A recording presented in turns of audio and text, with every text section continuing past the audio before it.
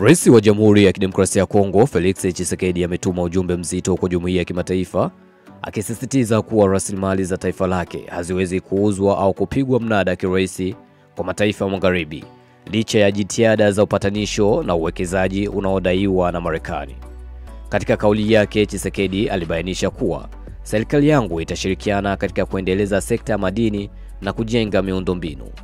Kauli hii inakuja baada ya Rais wa Marekani Donald Trump kutangaza kuwa serikali yake ina hamu ya kumaliza mapigano ya umwagaji damu mashariki mwa DRC na kuahidi kuweka mabilioni ya dola katika eneo hilo lenye utajiri mkubwa wa madini. Makubaliano ya uwekezaji na miradi ya maendeleo yanatarajiwa kuanza kutekelezwa kuanzia mwezi huu. Hata hivyo, Rais Tshisekedi amebaki makini kuhusu masharti na mwelekeo wa misaada hii.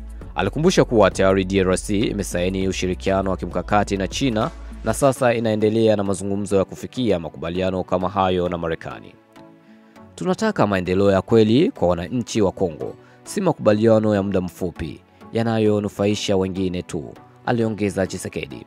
Licha ya makubaliano ya amani yaliyosimamiwa na Marekani kati ya Rwanda na DRC yaliyotiwa saini tarehe 27 Juni, Rais Tshisekedi amesema hayajafaulu kupunguza mapigano mashariki mwa nchi hiyo.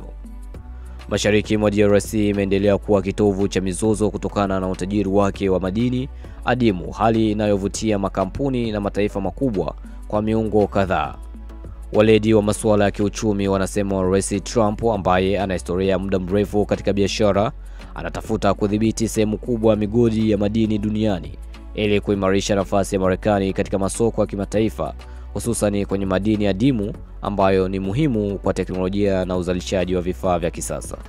Trump anatumia masuala ya usalama wa kimataifa ili kujihakikishia umiliki au hisa kubwa katika migodi muhimu, anasema mchambuzi mmoja wa masuala ya kimataifa.